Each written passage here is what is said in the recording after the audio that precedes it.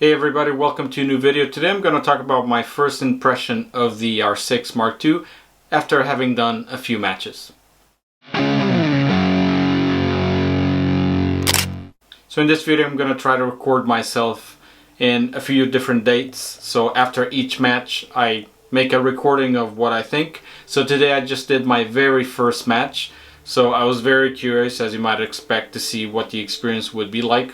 A new thing to me obviously was the electronic viewfinder. It's very weird if you've been shooting with DSLRs for a long time and it's your first mirrorless experience to see the electronic viewfinder on its own. It's very cool, but it's weird. It takes a little bit to get used to it, to see the exposure just as it's going to happen.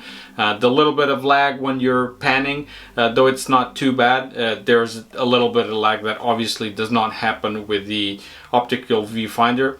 But it's very nice to see, to be able to review the pictures that you take immediately, to see the tracking, the focusing system is absolutely magnificent. It's not perfect, it's not. But we'll talk about it in just a second. It is really, really good. I still don't have the battery grip, so I had the battery fully charged and I was kind of curious to see how long it would last. So today's match was a camogie match, so it lasted roughly 35 minutes per half, so with added time, so roughly 70 minutes. I took almost 3,000 pictures, which is pretty much double of what I usually take. And the battery was at 67% at the end of that. So 3,000 pictures, some with electronic shutter, some with mechanical shutter, because obviously I wanted to test that out as well. So no problems with the battery, but it does feel a bit weird not having the grip because of the balance and not being able to shoot portrait and etc. Everything else that comes with it. So just it feels almost like a toy. It's very, very light on its own when you have it attached to a 400mm. At the very start of the match I didn't even realize I still had the tracking set to animals, because when I got the camera I didn't have a match on that weekend, so I was shooting birds on my backyard, so I had that set to animals, and I was finding it weird that it was not focusing on the eye. So I went to the settings, like, oh okay, so it was set to animals, so I changed to humans, and needless to say it started focusing on the eye immediately. So that's a funny thing. So if you have it set to animals and you try to shoot humans, it's gonna have a hard time finding the eye or focusing on the eye. Who would have thought? Anyway, so I changed to human, focusing on the eye. Really, really good. Even with the players wearing a helmet, it can very often find the eye as well. But when you're tracking on fast-moving subjects, then it struggles a little bit more, but it focuses on the head, no problem at all. Speaking of focusing, it is absolutely magnificent. It is a game changer. It's almost like cheating. It's not perfect, especially when multiple players start crossing the frame. But if you use back button focus and you know that's going to happen, you just let go. And then once the player is free again, you press it again, and then it grabs on focus and it just sticks. There are different modes that I can choose. Obviously, I was still on auto for that. For different situations, I was on auto, and I noticed that if multiple players crossed the frame, that it would hesitate a little bit. Sometimes it would stick to the player that I wanted, sometimes it wouldn't. But it was very easy to just move the joystick just a little bit to tell the camera, I guess, which one I wanted to focus on, and no issues. Hunting for focus, didn't notice that. Just very, very few chances where I was pressing the focusing button, it wouldn't do anything, so I just press it again and then it grabbed on focus and went on from there. No issues at all. Very, very impressed with the focusing system. Really, really good. For the focus, I just wanted to show you quickly how sometimes it just struggled for no apparent reason. So it was focusing on the player in the middle, as it should, right? And as the sequence goes by, just watch, look at the background, the player in the background. You see how it switched? There, it switched to the one in the background. Now it's completely in focus. I mean, tack sharp, right? But why did it do that? I don't know. And it's like almost outside of the frame. I don't know why it lost focus here, but yeah, so it's not perfect, the focusing system, by by far. It's very close, but it still has some room for improvement. But overall, very, very happy with it. And last but not least, I wanted to test the electronic shutter. 40 frames per second is just insane, and the focusing system, it just sticks like glue. So you will have hundreds of pictures if you use electronic shutter. But above all, it's not about the space, because those images you can just delete, right? There's not an issue there. Maybe you need a bigger card. But the problem is rolling shutter, and it's quite evident in some cases, like in Camogie. Those balls can fly at 150 kilometers per hour, so that's close to 100 miles per hour. So it's impossible to freeze them in action, even with really high shutter speeds.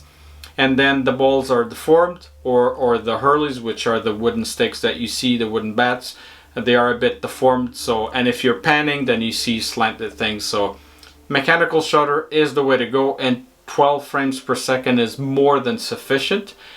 But yeah, it is cool to test out the 40 frames per second, I'm not gonna lie. And maybe out of all of the pictures that you take, maybe it doesn't handle some of them quite well, but it does give you a little bit of an advantage. In certain situations, it might be useful. I don't see myself using electronic shutter most of the time. In fact, it's going to be mechanical as I expected, but the option is there if I want it. So let's switch to Lightroom now. I'm going to show you what I was talking about. Okay, so this is the first example of rolling shutter I want to show you, and don't mind the composition. I know it's terrible, but that's not what I'm trying to show you here.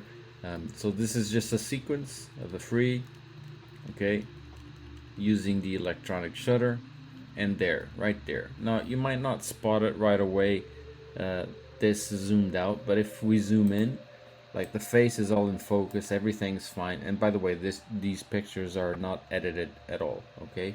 I just want to show you. If I scroll down and I show you the hurley, now you should be able to clearly see it's deformed. So it wasn't fast enough, even at 1/2000 of a second. It's just not fast enough to read out to be able to handle the exposure correctly. And you can see the ball is completely deformed, and so is the bat. So this is why mechanical shutter is always recommended and not the electronic shutter for sports photography. Let me give you another example. Same thing again, a free again. Let me just filter this off. So the big sequence, the one I showed you in the video, it's from this set right there. You can zoom in, and the ball is completely oval. It's not circular. So there you go. The hurley, there's a bit of, it's a bit deformed there. The shape is not quite like this. Like you wouldn't notice the shape too much, but you can notice the edge. It's starting to look like pixels, right? Like it's not very defined, but the ball is quite evident that it's oval. So that's why it wouldn't be recommended again to use the electronic shutter. And one final example of the rolling shutter. Here, no issues at all. The ball is still circular because it hasn't been struck, but you can already see some deformation on the hurley, and on the next one, then the ball has been struck, is completely oval.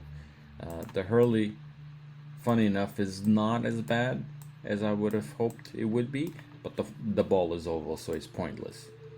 One more thing I forgot to mention is that the performance of the 400 with the EF adapter was flawless. In fact, I didn't even think during the match, oh, I'm using this with an EF adapter. No, it didn't hunt for focus. It didn't perform weirdly. Frames per second performance was just as I expected it to be. So there's people that say that, you know, the performance with RF glass would be slightly better. Well, I don't have an RF lens to compare it with, but I have the experience with the DSLRs with the same lens. Didn't see an issue at all. So it worked, in my opinion, flawlessly. So really happy with that. So if you continue watching this video, then I'll have more to talk about during other matches as well. Hey guys, just a quick update. So I just got the grip in the mail, so finally the camera feels complete. To me, it's just completely different to have this extra weight. I can counterbalance the lens a lot better. It just feels more natural. The pinky can rest. I have more battery. I can take pictures in portrait mode without having to do weird things. You know, all of the things that come with a battery grip. So now I feel that the camera is complete. So for the second game, I'm gonna have the battery grip, so it's gonna be a slightly different experience.